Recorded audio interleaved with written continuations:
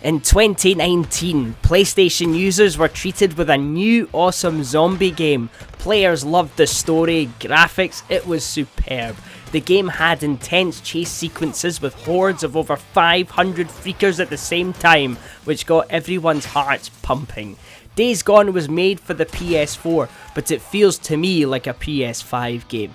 It's one of the best looking games you'll ever play, the acting is fantastic, the music is incredible, and overall, it is a great game. It would mean a lot if you gave my video a like. Liking helps YouTube promote this video to new people. Also subscribe if you want to see more videos from me. Here we go. Days Gone is a great game.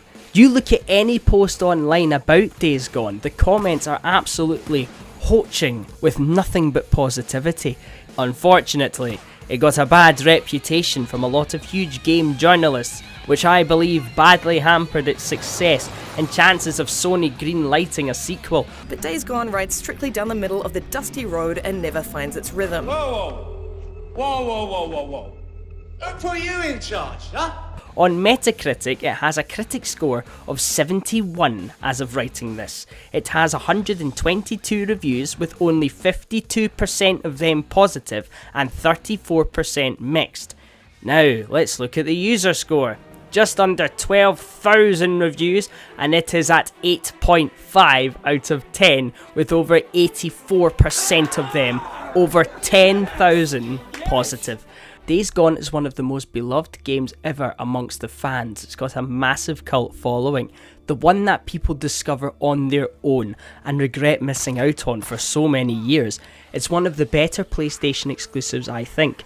The more time passes, the more people look back fondly on Days Gone. A lot of people say that the Horde battles are like the only good thing about Days Gone. It is a massive highlight for sure, but when I look back, it's not the Horde battles that are my number one thing about the game. It's the story, the characters, and the music that come together, and you can tell this game has a huge heart. It has soul. People worked really hard to make it, and you can tell they did their best. Days Gone intentionally starts small and builds to become an absolute epic by the end. I enjoyed Days Gone more than Horizon Zero Dawn. It's more grounded in just a story about a man who misses his wife trying to survive all alone in a zombie apocalypse. It's more relatable than most games I have played. Yes, the Horde battles are incredible and I'll get into them, don't worry.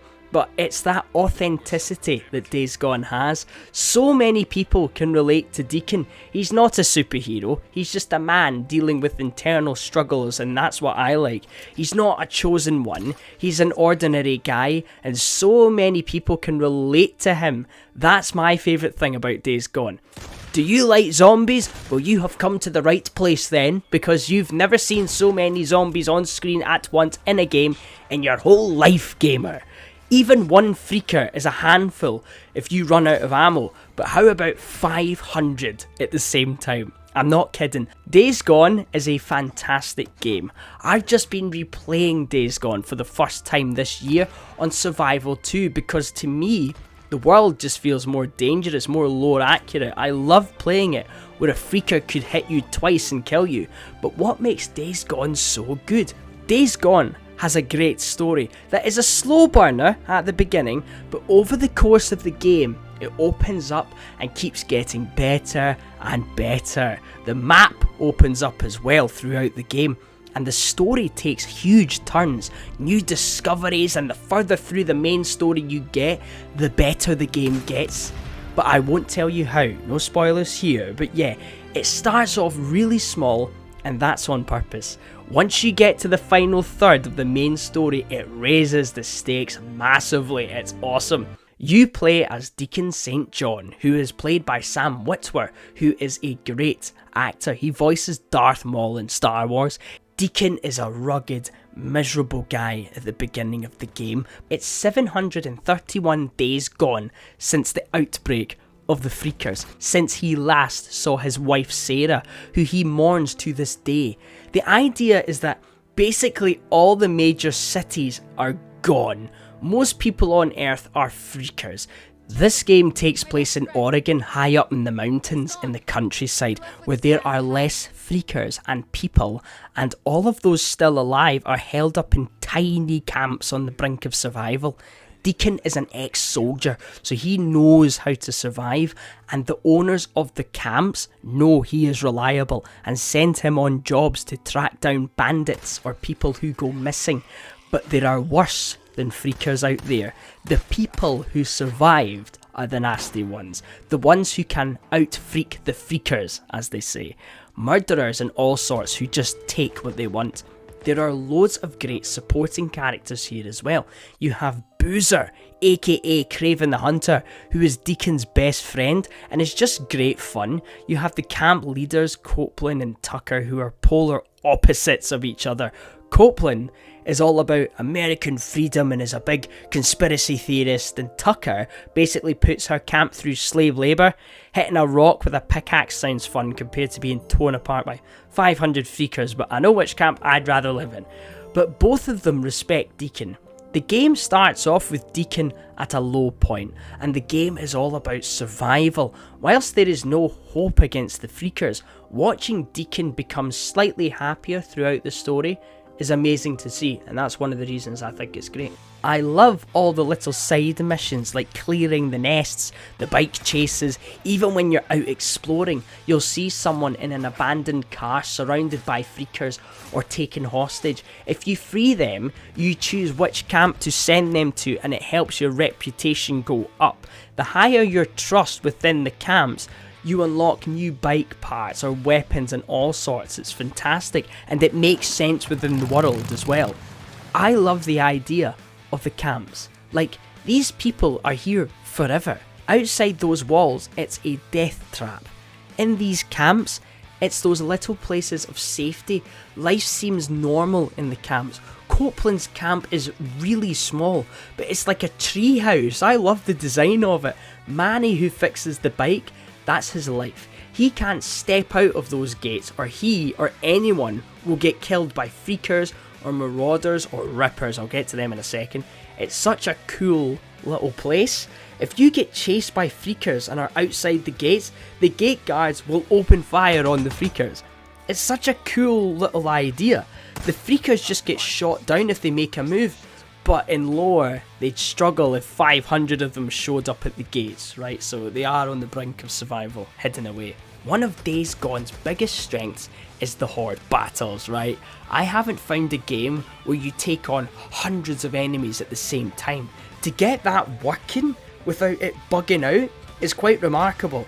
It is really impressive. You won't be thinking that when it's happening though. You will be struggling to contain your emotional well-being with this one. Like, Elden Ring was frustrating for me. Days Gone is stressful.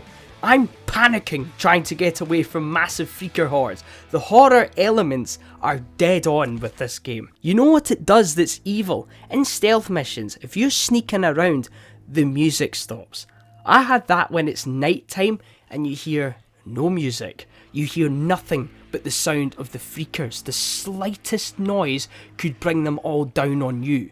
It's really creepy and it's honestly terrifying. There aren't many games that are as immersive as Days Gone. When I'm sneaking around a Nero outpost at night with freakers near me on Survival 2, I am locked in all the way. Nothing in my real life matters. I'm not thinking about YouTube videos or anything. All of my focus is trying to survive, right? Deacon feels weighty as well. He's not parkouring around the world Assassin's Creed style. He jogs at a normal pace. The bike is so slow at the beginning. You'll see why when you play it, it makes sense. But the motorbike is your best friend in this game.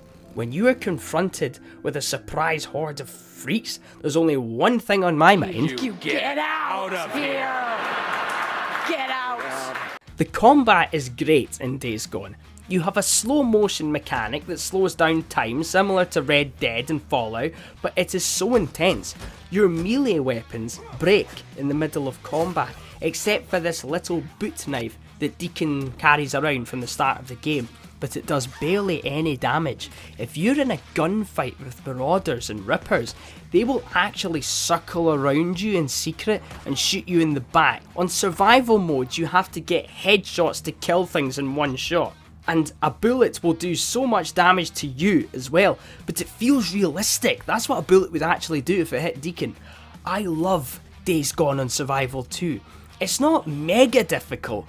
It takes away fast travel, but I think it helps me with the immersion. Battling the Freaker Hordes is just on another level of panic. You have to trap them and pick them off from a distance and come in prepared with traps and all sorts. You have to make sure you have enough bullets, bombs, your gun is strong enough.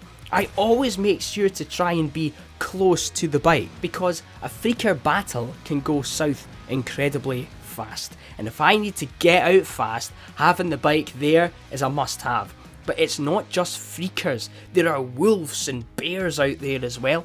I remember a battle with a grizzly bear and a Freaker attacked the bear and the bear mauled it. There was an animation for it and everything. The bear was the boss fight, but I was like, victory for Mother Nature, come on. It feels realistic. Yes, it's a zombie apocalypse, but Deacon and Boozman, they're not superheroes.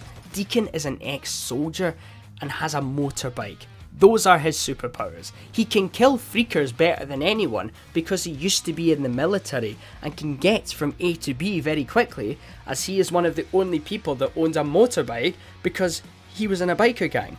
That is a cool concept as well. Driving around on the back of a motorbike fighting zombies. That's what alerted me to the game originally, it was the motorbike.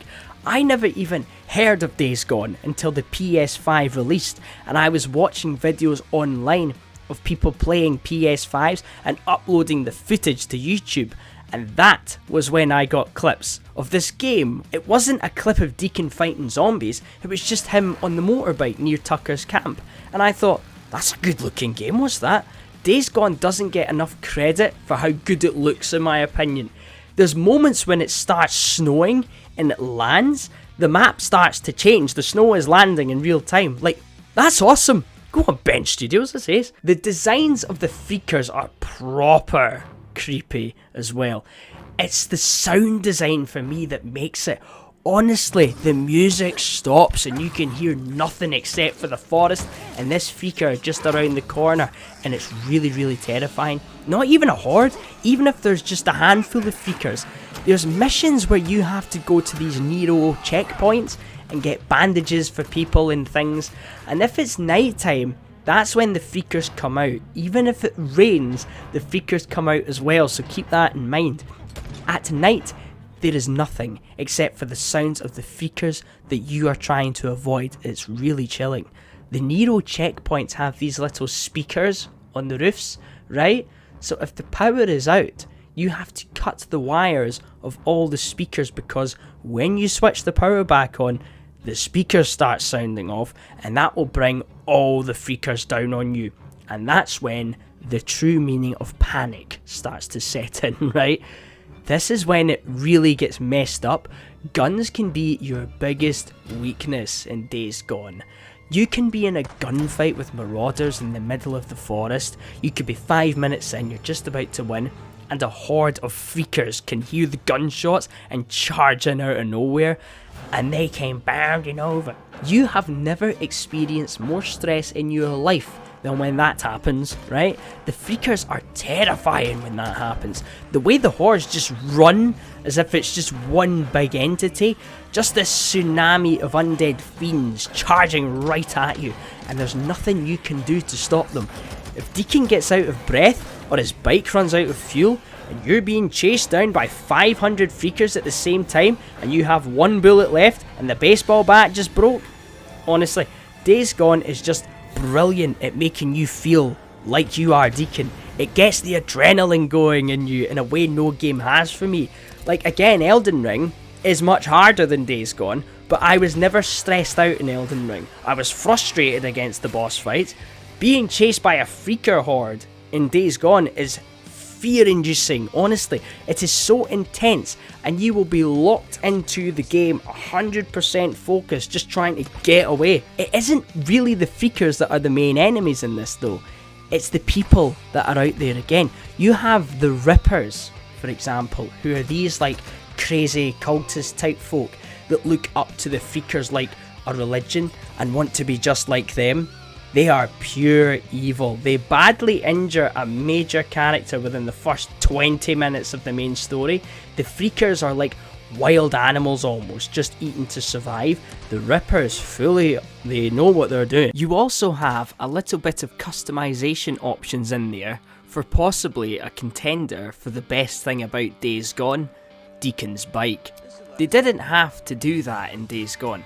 It's not an RPG, you can't really speak to NPCs or change your clothes or anything, but Benj Studios decided to give us a sprinkle of that RPG stuff by letting us upgrade and customise the motorbike. And that was a great little surprise for me when I first played Days Gone. You can change the colour and upgrade the engine to go faster, the tyres to have better handling, upgrade the fuel tank, the storage capabilities for your weapons and medicine, but one of the most important things, the exhaust pipe.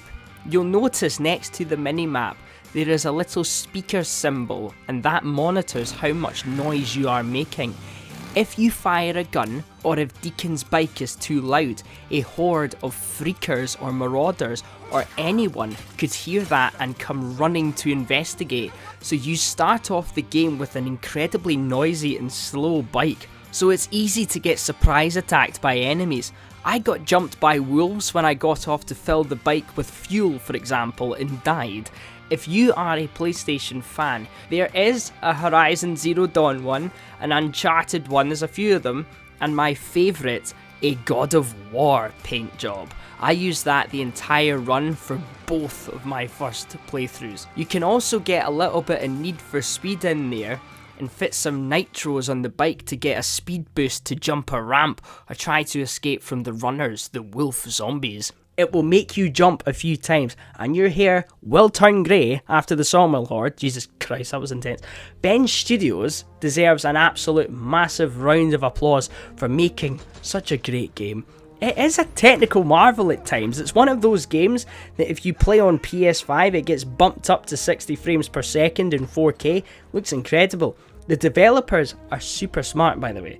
They set the game in a zombie apocalypse where there are barely any people left, right?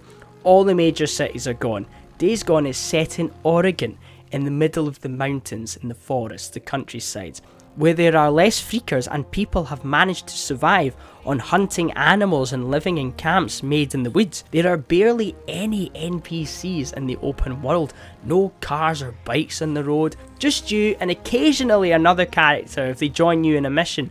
But that is genius because it means they don't have to focus on moving cars or hundreds of NPCs. It means they can fit hundreds of zombies on screen at one time in the horde battles, and it runs incredibly smoothly. The detail in the faces of the characters is astonishing at times. Days Gone in some ways is one of the most beloved PlayStation games ever because it never got the appreciation it fully deserved. It's the game that divided critics who play games for work and gamers who just want to go home and play a game for fun to kill a few hours. The acting is great across the board. The graphics are honestly, they're so sharp in the cutscenes especially. The close-ups on Deacon and everyone at times, it is proper 4K and I never really see it drop in the frame rate. From a development point of view, it's such a clever game to make, right? Benj Studios didn't have to make cars driving on the roads, build big cities or multiple endings. It's set in the country and it's easier to make a game run smoothly in the countryside rather than in a huge populated city, I heard. Setting a game in an apocalypse is such a great move, and it meant that they could focus on the graphics. The game again is so smooth on the PS5 and I imagine on PC it will look insane. And the performance. The combat is brilliant because you always have to watch how many bullets you have. This isn't Skyrim where you can carry 100 cheese wheels at one time. You can only carry so many bullets and weapons, and when those bullets start to run out, that's when the tension builds even more. The map is big, it's not massive, but because it slowly opens up as you progress through the story, that's a clever thing to make it feel bigger. but it's really dense. You don't need to travel far before you get shot by a rogue sniper or chased by a runner, right? You get zombie wolves that can run as fast as the motorbike. When I first saw it, I thought a wolf glitched. That's what I thought happened. The further through the game you get, you meet other freakers like that. It's the constant opening up throughout the story. The world keeps getting bigger and more dangerous, and that is one of Days Gone's strongest attributes. It's slow at the beginning on purpose. They're holding things back. You have no idea what is going to happen, and it's great to play through it and see how it opens up. It's awesome. Days Gone is the equivalent of you baking a really awesome cake, but the main critics judging it don't actually like eating cakes and only lick the icing off it, therefore your cake sucks. The music is amazing in Days Gone. It's one of those games when I go to open it on the PS5 main menu, I let it sit and just have the main theme playing. If I haven't played it in a while, I'm just like, oh, the Days Gone theme, it's so good. There's crafting where you have to make crossbow bolts, for example, and you unlock new ones as the game progresses. You can make Molotov cocktails, pipe bombs, and you have to have bandages on you as well, plasters to heal you in combat. One of the main things that I see that is a nitpick is Deacon speaking to himself all of the time when he's on his own. He always whispers things under his breath. I think that makes total sense, right? Like, he is alone 99.9% of the time. He has been for the past 2 years. To me, it just adds to his character. Deacon is lonely, right? He's got Boozer, that's it. Everything out there is trying to kill him, and he is wanting to distance himself from the cams. His wife died. He'll be cold all of the time with him being in the mountains. The whole game is about the last of humanity banding together to survive, and slowly seeing Deacon making allies throughout the game is great. It's one of my favourite things about it. The only safe spaces, again, are these camps. Outside of those gates, most of the people in there would die. Deacon is one of the only ones who can go out regularly because of his combat experience, but he gets caught out a few times, right? Deacon has a rule. He doesn't kill women if he has a choice.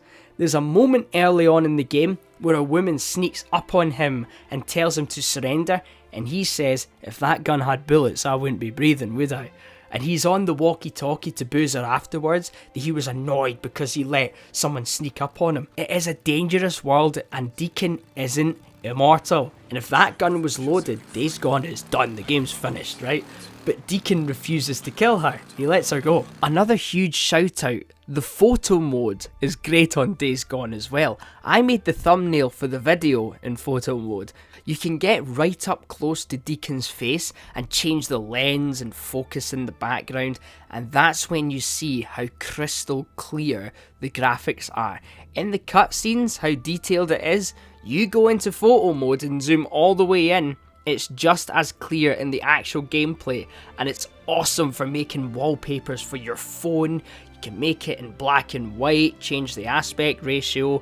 It's great. It's perfect for making thumbnails. You'll notice I like getting the blue sky in the background, and I customized the bike to make it yellow on purpose because blue and yellow contrast with the YouTube colours. We trick for the YouTubes out there with your thumbnails, you're welcome. So if you are wanting a good fun zombie game that immerses you better than most games out there, you should give Days Gone a try. With its awesome graphics, gameplay mechanics, and a solid story and acting, Days Gone is a game that, once it begins to open up after the first few hours, you will be hooked, and you will see Days Gone is a fantastic game and a great addition to PlayStation's catalogue. Now, I've heard rumblings on the internet.